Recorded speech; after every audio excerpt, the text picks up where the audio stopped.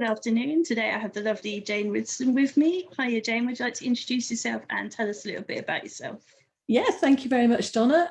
I'm Jane Risdon. I've been writing since about 2012. I write women's fiction and also women's literary fiction, I should say, and crime. And I've written, I think, contributed to 18 anthologies, a novel with Christina Jones, which is called Only One Woman, set in the 1960s music scene, and a collection of crime stories called Undercover Crime Shorts, which various methods of dispatching with people, shall we say. Before I started writing, I was in the international music industry. I married a musician, and together we, when he was, performing, we travelled, and then later on we decided to go into the management of singers, songwriters, record producers, musicians, and putting soundtracks onto movies and films and TV shows. So, quite a varied life. Oh, and before that, I worked at the Foreign and Commonwealth Office in London during the Cold War era, the end of the Cold War era. So that's me, really, but I enjoy writing crime mostly.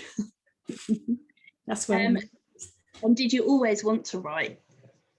I did, actually. When I was a little girl, I used to make up stories and get into trouble for it. And then I used to scribble them down on bits of paper and hide them. I had a little cupboard in my bedroom, which when you opened it up under the floorboard, it was a bit loose. And I used to put all my little stories under there and hide them because, if my mother read them, she'd think it was fact. So you could get yourself into trouble. And I always did want to write. And then when I was in Germany with the Ministry of Defence, I wanted to come back to England because my husband, boyfriend then, was his band was based in London, and I thought, oh, I'll go back there. And so I got a job at the Foreign and Commonwealth Office. At first, I thought I was getting a job with the Ministry of Information, which is like a press. I suppose today it would be like a press office for a ministry or the government. And I thought, I could write all day long. That'd be wonderful. But then they decided to stick me in the Foreign and Commonwealth Office.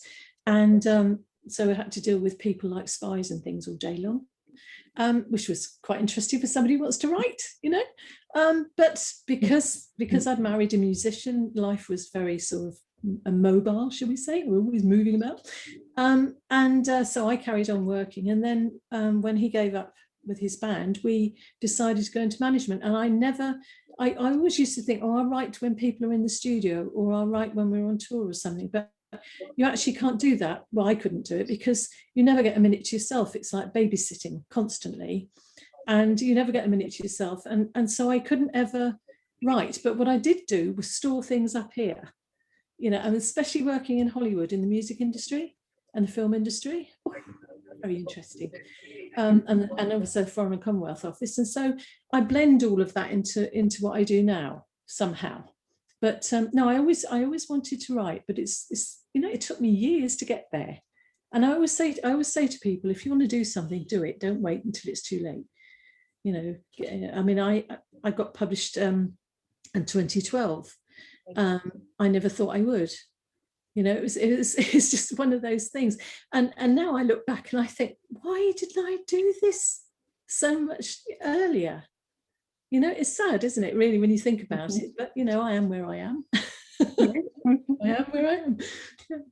And what made you finally take the plunge and actually go for it? It was funny. We'd moved back from America, and we'd been living in Southeast Asia and America. And we'd moved house, and we were getting rid of and I do mean tons of stuff, because it was a house full of stuff.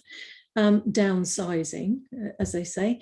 And when I got round to, like photograph albums and things like that, I was looking through them all, and I came across loads of photographs and posters and tour schedules and diaries and things like that, and started looking at them. And I thought I was just going to sort of like throw them away. But of course, once you start looking, hours pass, don't they? Days pass, and I couldn't part with them. And I started sort of looking at a couple of things and making notes. And it was when I was making the notes, I realised, there's quite a story here, but I didn't know how to write it because I was thinking along the lines of, I write crime mainly, so I'm thinking, how do I bump people off in this situation that's coming from this story, and it didn't happen. So I started to write a story which basically was about a young girl who met a guitarist when she was 16, and they fell in love, and it was how her family was so, I don't know, I want to say like Cinderella, really, you know, and the ugly sisters. It's that sort of situation, and I was thinking about it and how was I going to go about it. And a friend of mine who used to be my husband's fan club secretary, Christina Jones, and she was a rock pop writer, I mean journalist in the day. She used to write for magazines like Jackie, things like that, and she wrote short stories, and she became very successful romantic novelist. You know, she's had awards and everything, and I thought we'd always wanted to write together, but we'd never actually, you know, she wrote romance, I wrote crime. I mean, you know, how's that going to work? So I sort of did the story, and she always likes to read what I'd written. So I sent it to her, and she said, "Oh, I could write another character into this. This could be a love triangle." And I'm thinking, love?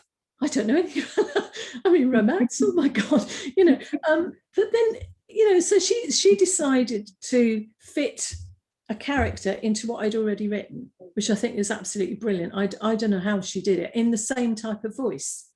So people tell us now when they read the book, they can't tell who wrote what, because it just, you know, and it's a very thick book. It's 500 pages, but people say, oh, you just can't put it down, and you read it very quickly because it's done in diary format, so that each character has a voice. So, you know, you don't get muddled up with what's going on. So we did that, and that came out with what is now Headline. And then a couple of short stories later, and so it goes on. That really was a shock to me, because I'd never approached a publisher. They approached me for 2 short stories, funnily enough, and that's how I got involved with them. And she'd just come out of her big publishing deal and decided, you know, time before, to go with them as well. And so I'd never looked for a publisher, so it was very strange.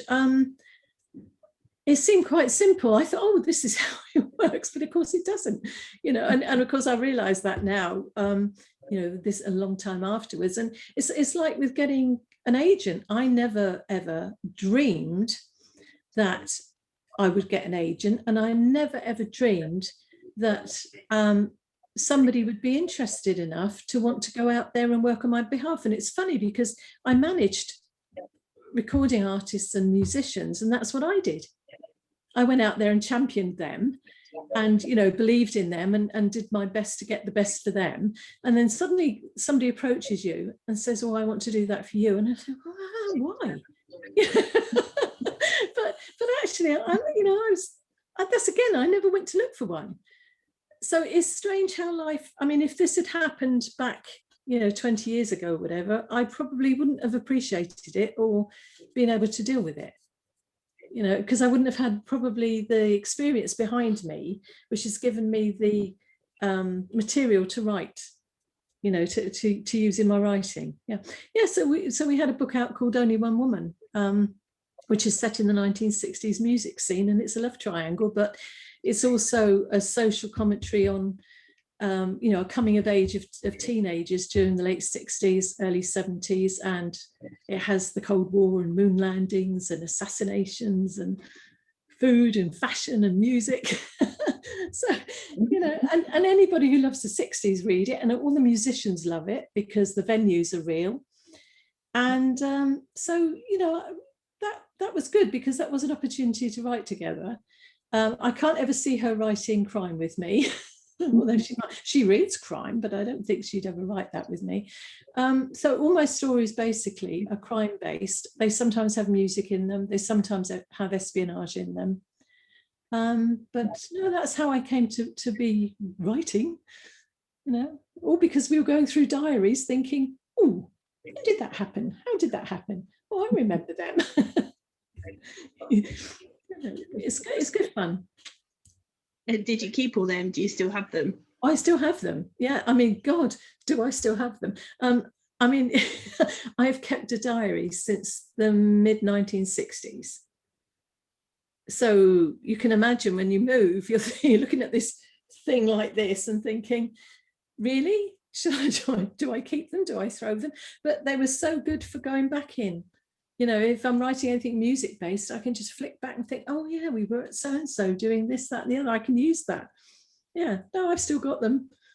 They're piled up in the corner there. We won't look. No, yeah. I don't look. And would you ever consider using them and writing your life story?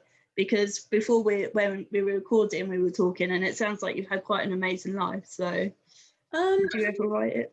Well, only one woman, I suppose. Really, if you look at the two characters in that book, or three characters, main characters in that book, Christina's character is very close to her as a teenager. My character is very close to me, and we've used a lot of fiction, but basically that is like an a sort of biographical piece. But I have written sort of like a memoir, but it's still on my computer in bits. And the other thing is, you know, if you work in the industries that I've worked in, you have to be very, very careful about naming names or situations where people go, oh, that's me. No, so I don't know. I don't want the horse's head or the concrete boots. So I think perhaps we'll wait a while, especially with the Hollywood end. Yeah, I think we might do. Yeah, it could get interesting, but maybe, you know, if I get around to it. I mean, I've got about 5 novels on my computer, so one of them is that. Yeah. Well, I'd read it after talking to you before as well. I'd definitely read it because it sounds. Oh, thank you. Oh, that's sweet. Oh, you can come again. Thanks. What's the most interesting thing you found doing research for your books? Oh, I think when I decided that I actually was going to concentrate on crime. And I read a lot of crime. I love Peter James and Michael Connolly and all those authors, Kathy Reichs, you know. When I went to write it, I suddenly thought to myself one day, do you know, I don't know what the hell I'm talking about. I thought, you know, all right, so this happens and this happens and this happens when you find a dead body. And then when you go to a police station, what happens? You know, when you get somebody on a pathologist slab, what happens? And what happens when somebody's in a grave and blah, blah, blah. And so I thought, you know, I'm talking out the back of my head here, and I'm relying on programs on television like CSI and all of that sort of thing. And I'm relying on books. And Kathy Reichs and Karen Slaughter and Patricia Cornwell are all very well, but you know, they have actually done what they're saying. But I thought, I don't know what the hell I'm talking about. So I thought, I've got to do something. I can't Google everything because you can never rely on Google. And I thought, I'm too old to go to university. I don't know if I could sit there long enough, you know. I'd probably be off somewhere after about 5 minutes. So I looked online and I found a lot of courses that were designed for crime writers at universities: forensic science, criminal justice, archaeology, identification of bodies in graves and how you go about working out who they are and what have you. And so what I did was I signed up with 7 different universities online. And over the course of about 3 years, I took all these courses in forensic science, criminal justice, archaeology. So I did witness identification, all sorts of things. And I thought, well, at least I know what I don't know now, you know, and I can understand it. And so I know now when I'm writing something, when I need to go and find out a bit more, whereas before I might have just bluffed it. And I didn't ever want somebody to turn around and say to me, do you know what the hell you're talking about? Because you don't. And so I did that. And then I got friendly on Facebook, funnily enough, with a couple of authors that had been detectives, and they've helped me a lot. And also an author that's a counter-terrorism former detective. And so if I really, really, really can get stuck with something and I can't find the answer in my course notes or somewhere else that I'm satisfied is accurate, because things change all the time, don't they? So I use them as well. And that was the most, I really found it very, very interesting. It surprised me because I thought I was going to be bored senseless doing research, and I could actually sit there and do it all day. and I absolutely loved researching MI5 and MI6. Oh my God, you know. You've done forensics or something, haven't you? Yeah. So you know what I'm talking about, Ben. It's once you start at it, it's hard to put it down, I think. Yeah, I decided after reading Kathy Reichs that it sounded really good and I could do a degree. Yeah. Yeah, which I kind of could, but I didn't do a degree. I just did to a certain level, you know, and I passed all my exams. I got 98% in my exams, which I'm quite surprised at because I haven't been to school since I was in my teens, you know. So application, you see, if you're interested, you apply yourself, don't you? Yes. Yeah. Which is why I only scraped a pass in my drugs and toxicology exam, because it was mostly chemistry. So I didn't care about, and couldn't bring myself to care about at any point. So my first encounter with drugs was when I was at the Foreign and Commonwealth Office. I had to share a dormitory with 5 other girls, a civil service hostel, you know, because I came from Germany. I had nowhere to live, so they had a civil service hostel, and the dormitory that I shared was a girl from Custom and Excise, somebody from the Home Office, another girl from the Foreign Office like me, and I can't remember what the other ones did, but the one that worked for Customs and Excise, she used to come home with homework, and she used to come home with these little packets of little things, you know, and we'd say, what have you got in there? And she'd say, oh, this, I've got to work out which one's heroin, which one's cocaine. It was like, oh, and we're all going around going, oh, no, don't like that. So she used to have to log them in and then log them back again, you know. I mean, but we all had a look and tried to work out what it was. But that was the first time I'd ever come across anything to do with drugs. I'd never, even in the music industry at that time, I'd never come across it. Bizarre, isn't it? Yeah, I wasn't expecting you to say that at all, actually. I wonder if they do that now. I bet they don't. I bet they don't let you loose with packets of things. I wouldn't have thought so, no. Take this back to the civil service dormitory over the weekend and just get familiar with what it tastes like and looks like and feels like. I don't think so. I wouldn't have thought so. No, that was 1968, 69, 70. So I think things have changed a bit since then. Yeah, just a bit. Yeah, we got paracetamol, I think, to play with, and aspirin or something. I don't know. Yeah. Wild, absolutely wild. I know. I don't know how we done it. I don't know how we contained our excitement. No. Don't raid my cupboard then, because I have got paracetamol and aspirin. I'm guilty. I don't think I do actually, but probably paracetamol. Actually, everyone does, doesn't they? Yeah. But yeah, the go-to drug for every ache and pain. If you were to be transported into one of your books, which book would it be, and what character would you choose to be? Oh my God! Can I say one that is actually out with the publisher now? That is, I've written a series about an MI5 officer, well, former MI5 officer called Miss Birdsong, Lavinia Birdsong, and she gets booted out of MI5. We don't know why in the first book, and she was actually told she could take early retirement, or get the sack and lose her pension. And she doesn't even know what she's done wrong. I mean, she was in Moscow with on a secondment to MI6, and something went wrong. Anyway, so she is quite a feisty woman. When I was writing her, I sort of, did you ever watch The Avengers, the old series on TV? Emma Peel? No, Mrs. Peel? It rings a bell, yeah. Well, if you ever get the chance, go and see her. But so I had sort of her in mind with her martial arts and prowess with guns and God knows what, and her sarcasm and her intellect.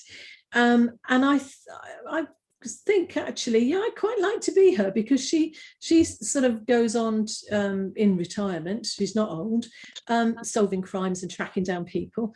When she was in MI5, she was counter-terrorism, counter-organised crime, and so she infiltrated gangs and all sorts of things and terrorist groups. I would quite like to do that. I think I would like to have been a spy in another life. Janie Bond. I can just hear the music. Yeah, that would be. You can awesome. see me doing that, can't you? Yeah, actually, and the yeah, car. absolutely. Just imagine the car. Oh, I'd God. totally do it just for the car. Yeah, I would absolutely, as well. 100%. Well, my Miss Bird song lusts after something called a Maybach, which is like a Mercedes, but it's like an old-fashioned, really long, sleek, a bit. Oh, you wouldn't know, but a bit like the old. Oh God, I forgot the name of it now. See, I'm getting old. What is that car?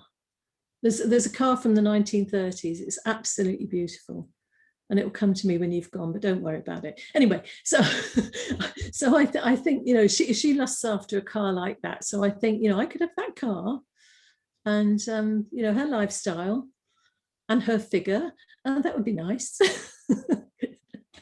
Yeah, she's athletic and she runs, and if I ran, I'd probably drop dead. So yeah. Some people just aren't designed to run, aren't they? Well, I used to in my youth be able to run around a bit, but not so much. But I mean, no, I'm kidding. I'm not old, really. I'm very young. But I would like to be her. I think I've enjoyed writing her, and I don't know where she's going to go, but I do. Yes, that's who I'd be. Lavinia Birdsong, and change your name.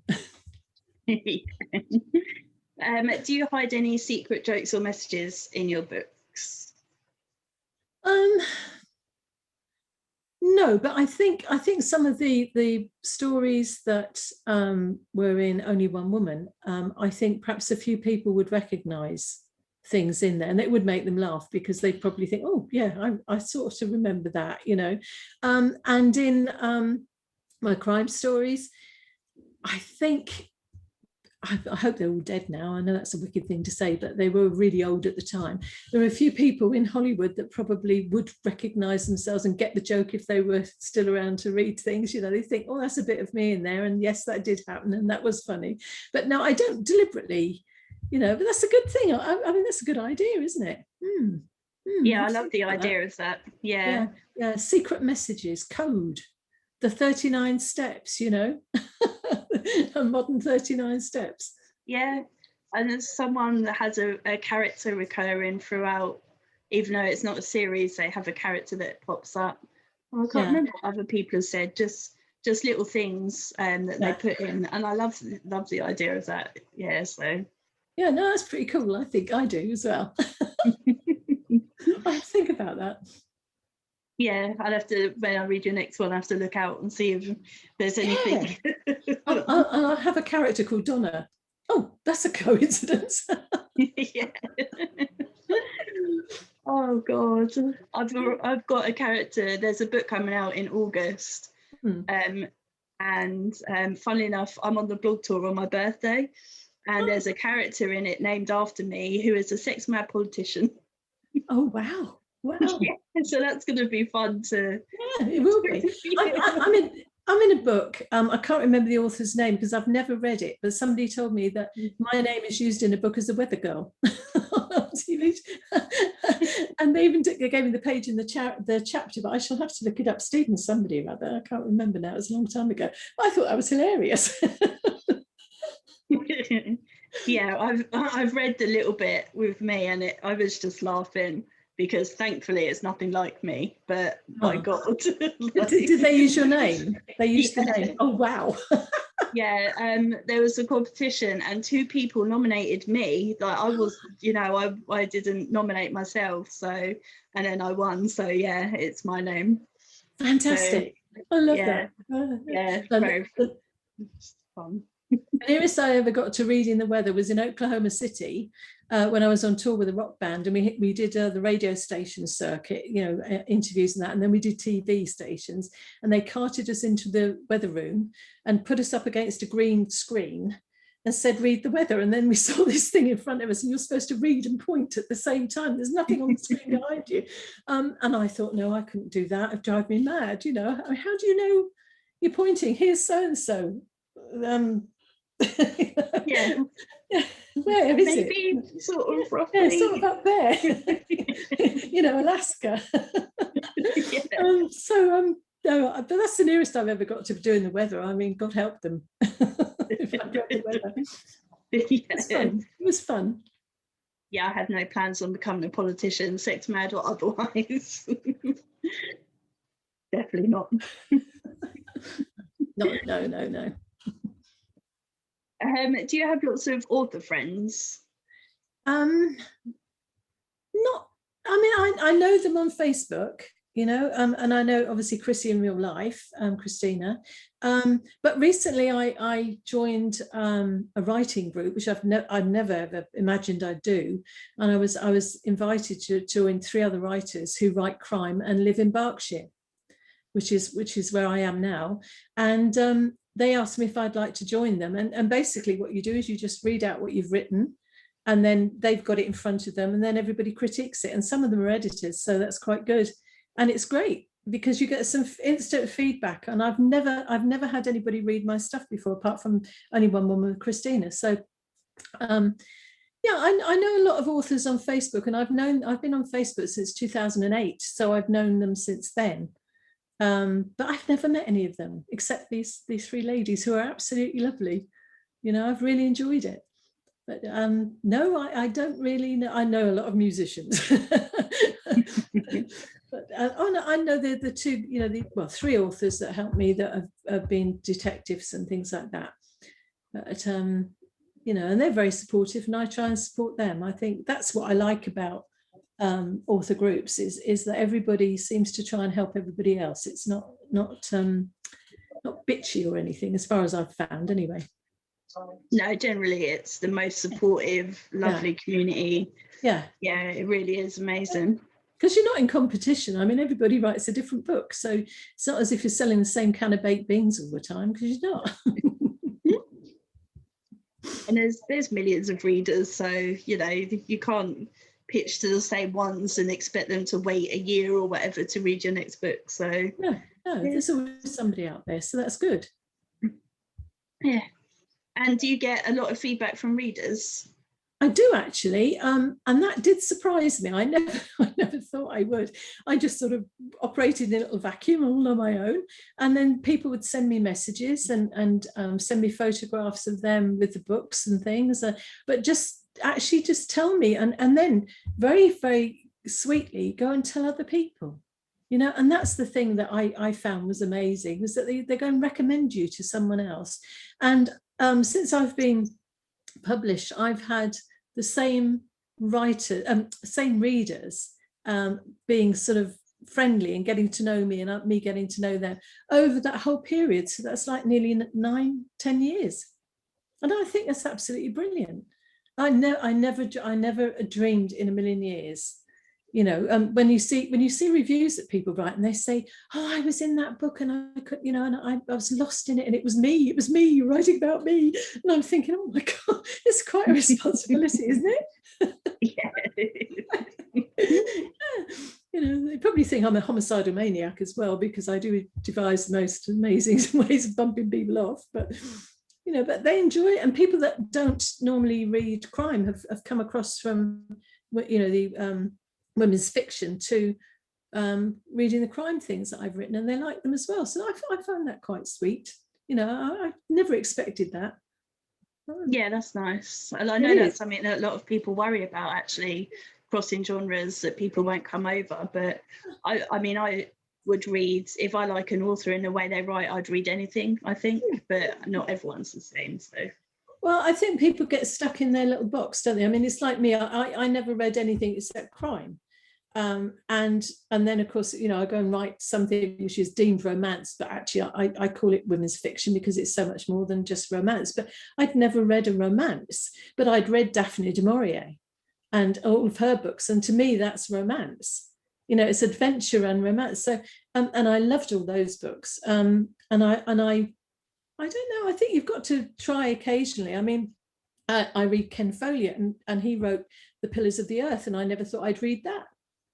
You know, and when I got into it, building the cathedrals of England and France, and God, it was fascinating. You know, so you've got to sort of like dip your toe in now and again and see. Yeah, definitely. I mean, I'll read anything. You know, if I don't have anything to read, I'll read a bottle or a box or anything. I don't care.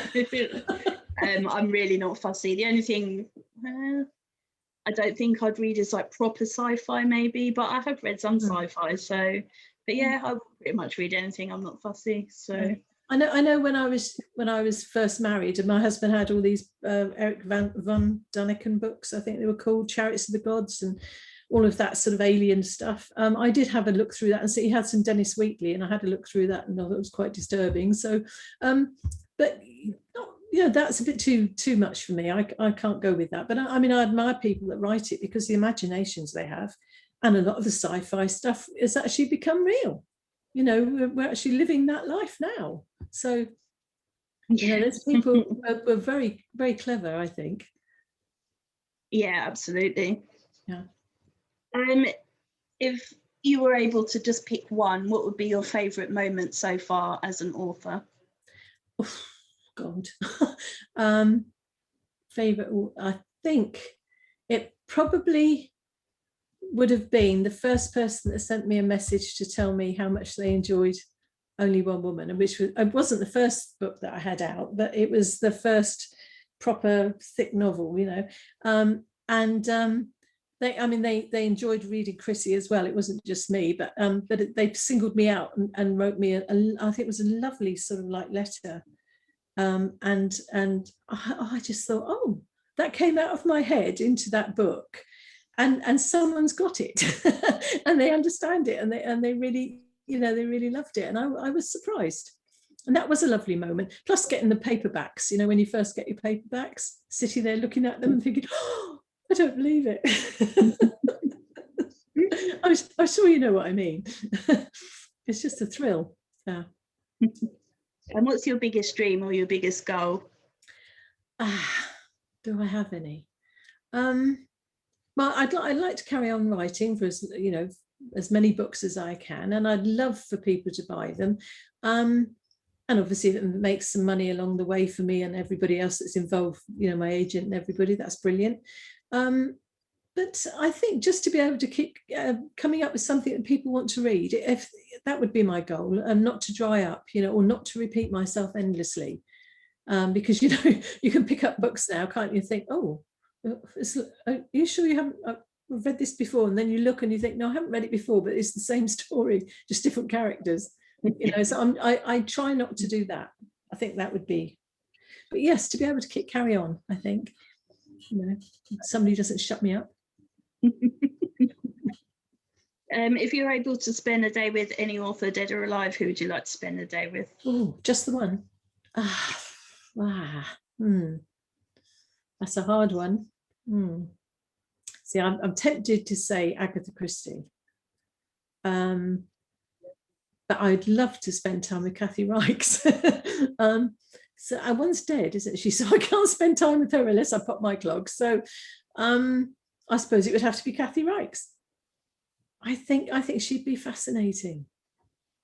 You totally agree. Oh totally my God. Yeah, I adore that woman. She is awesome. So just the fact that she done the job, you know, she helps recover bodies at the 9/11 and things. War crimes and things. Yes.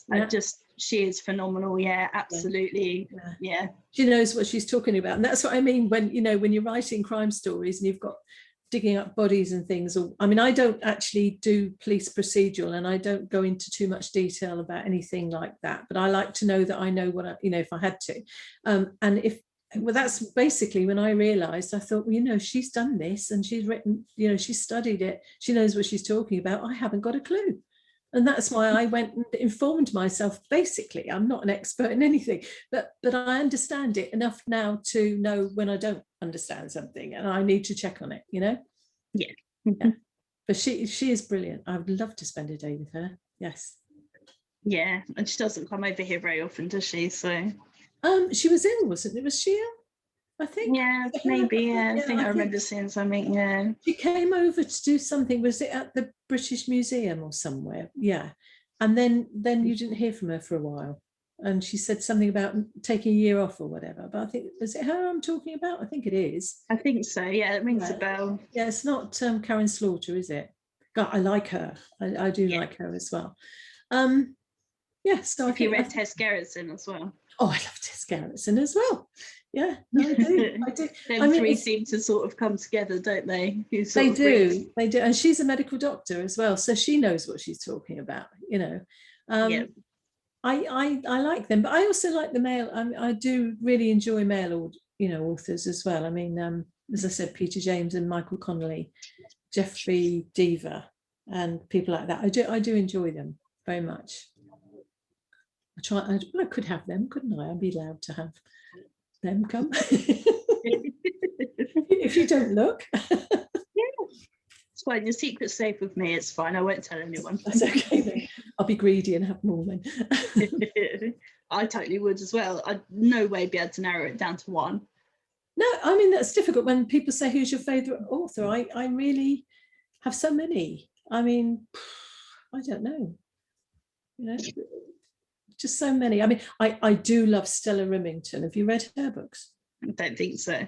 She's the first woman head of MI5. She was Dame Stella Rimington, and she's written a series of books about an MI5 officer called Liz Carlisle. And they are so good because that woman knows what she's talking about as well. So there have been 2 women now, her and what's the name? God, the name's gone out of my head now. Ooh, that's terrible.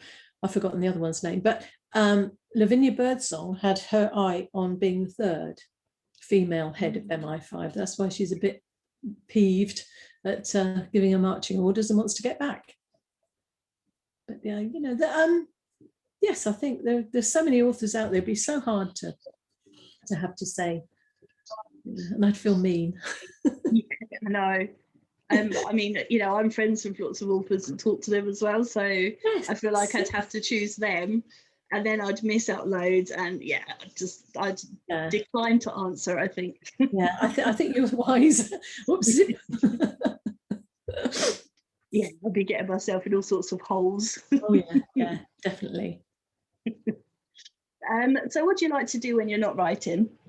When I'm not writing, I like to go for walks and take photographs. I love photographing the countryside and old buildings and churches and things like that. I'm interested in history and astronomy and science. I love science. My husband's a musician, so I love music, so that's a big part of my life. I'm curious, I like to sort of investigate things, but I do love taking photographs. I love visiting old villages and houses and gardens and places like that, and I absolutely adore general knowledge quizzes. So not on television. I get bored with the ones on TV, but if anybody sort of wants to do a quiz, I just love them. Yeah, I love them.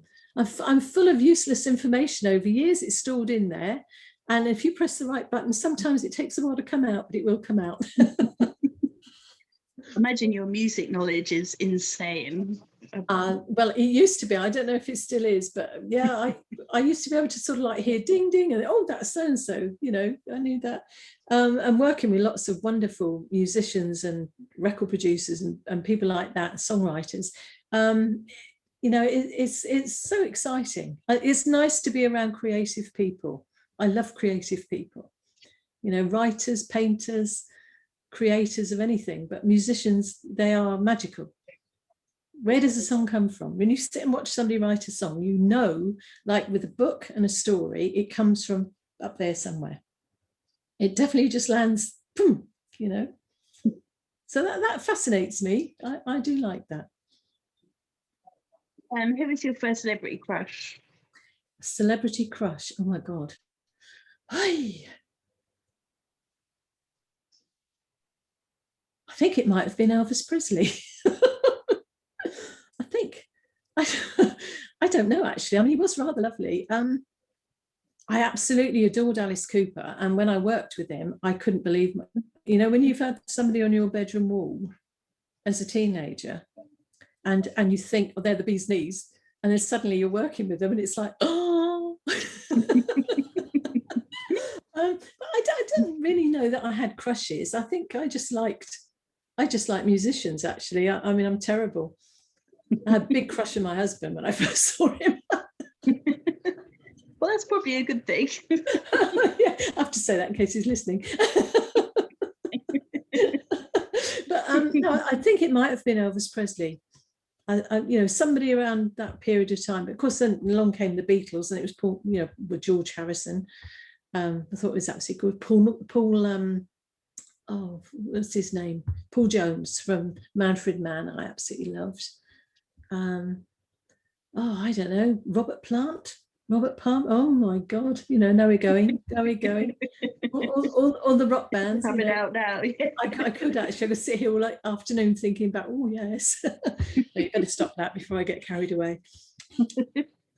Would you be more likely to fangirl over a musician or an author?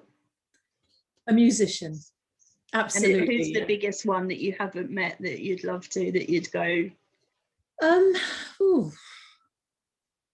I don't know. Probably. Oh, that's going to be a difficult. Oh, that's so hard. That I haven't met, because that's difficult. I haven't met any of the Eagles, so I quite like, because they're brilliant songwriters. The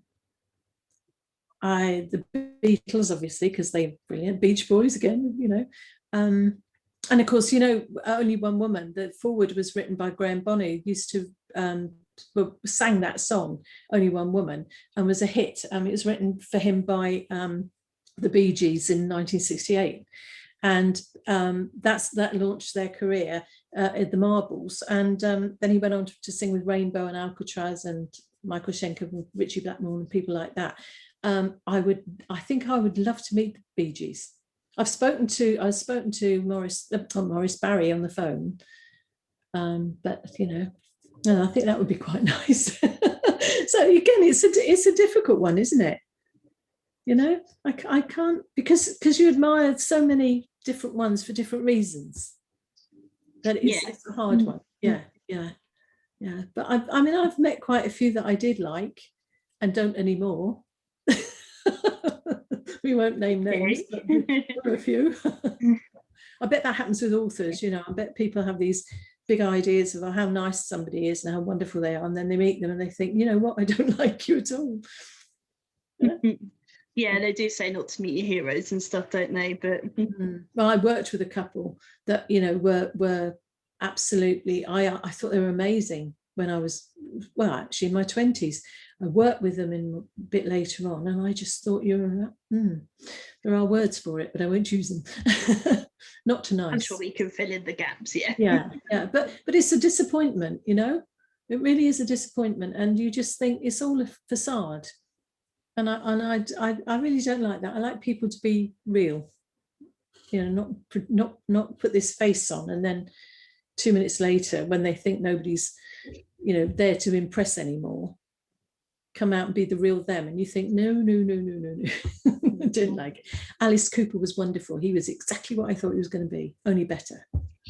Yeah, I've seen him on something, and I loved him as well. I thought it was great. Yeah. So A gentleman. And the other one that I worked with was David Cassidy, who's now died, obviously.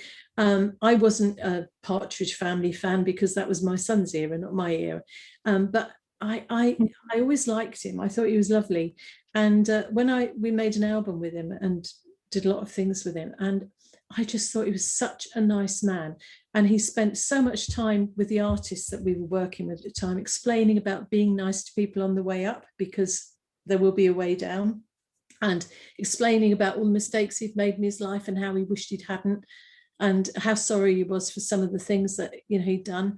He was just such a lovely, lovely man, and a gentleman. His wife and his son were as well. And I was very sad when he passed away. I think, it was, yeah, but he actually was what I thought he was going to be, funnily enough, although a lot of people said when there was a part of his career when he wasn't. But No, I thought he was a lovely man. Oh, that's really lovely. He's quite a popular choice as a first crush as well. So Was he? Oh, yeah, yeah, I him can and Dolly understand that. Osmond. So Donny Osmond, yeah, I can yeah, imagine. Yeah, no, that's not my generation, you see. So, but I do get it. I really do get it. And David Cassidy was very talented, you know, and I feel sorry. He had a sad life, really, and I feel very sorry for the life he had. But he was so kind. He even one of the artists that we were working with on his album, doing a duet and singing with, was sat talking to her mother on the phone one day in the reception area, and he came in and he said to her, "Who are you talking to?" And she said, "Oh, my mum." And he said, "Oh, give me the phone." And he took the phone. "Hello, mum, how are you?" Blah blah blah. And you could hear this voice at the other end going, and she kept saying, "You're not David Cassidy. You can't be David Cassidy." And going, "But I am, but I am." And then she said, "How much money did you make?"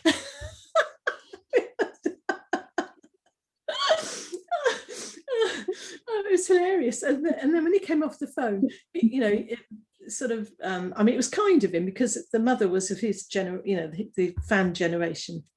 And afterwards, when we were doing this album and we went and toured to some radio tours with him and things, it was so funny because they decided to call it "Didn't You Used to Be David Cassidy?" And, and we said to him, "Why, it was a funny title. Why did you call it Didn't You Used to Be David Cassidy?" And he said, "Because the number of people that come up to me and say, 'I know who you are. Didn't you used to be David Cassidy?'" He said, "I still am." It's so funny. It just made us laugh. So he thought he'd call the album "Didn't You Used to Be David Cassidy?" Because, of course, you know, to be a megastar and then suddenly not to be as famous or as popular must have been quite a shock to his system. But he handled it with humour anyway. He did. Yeah, so that's why I thought he was a very nice man. yeah. Oh, that's lovely. Yeah. If you're able to travel to any time period, either forwards or backwards, where would you like to go to? Oh, I would like to be around in another 50 years' time just to see what the hell we do with this planet. But I think it might not be still here. I quite like the music and the fashions of the 1930s. So I think I might like that, you know, 20s, 30s, all those big bands and things. You know, I'm a great Fred Astaire fan. You know, you've got heavy metal on one hand and Fred Astaire on the other. And Doris Day, but she wasn't the 30s, but yeah. So maybe the fashions and you know, but then again, you haven't got the hospitals and you haven't got other things. So I don't know whether it'd be that great, really. You could just dip in for a bit and then hopefully think I would catch anything and need an amputation or anything like that. Yeah, then you can nip back. Yeah. if I could just do the dance, the music, the films and the clothes and, you know, have those fantastic cocktails that they used to have, and then nip back if I get a headache. Yeah, I like that. Yeah, I like that. Yeah. So are you working on anything at the moment and what's coming next for you? Right. Well, I'm writing books 2 and 3 for the Miss Birdsong series, which is the first books in with my agent and publishers. And there's about 5 other books on my computer. There's about 100 short stories. Sometime or other, they've got to see the light of day. I'm about to prepare for something which has happened, which is quite exciting for me. And that is a university in America has contacted me and they want to study my books for their literature classes. So that's quite something. I mean, you know, I mean, my English literature teacher at school would just crack up at that. But anyway, so I'm hoping to do that. And then in October, I'm going to do a Zoom meeting with them. And then next March, I think it is, I'm supposed to be hosting a literary panel about something to do with literature and women's literature. I haven't got a clue. I should have to go and look up and see what I'm meant to be talking about. Get the Google out and see what it is. Yeah, so I'm writing the sequels to Miss Birdsong, and also the sequel to Only Woman. I'm still writing that, which takes the book from the 60s through to the 80s. And I've got loads of little short stories and things. I write regularly for a magazine, and so I'll be doing that. I've got plenty to keep me going. It's just it's just I find it difficult when I'm writing to read, and I've got to be read pile, which is going to outlive me, I'm sure of it.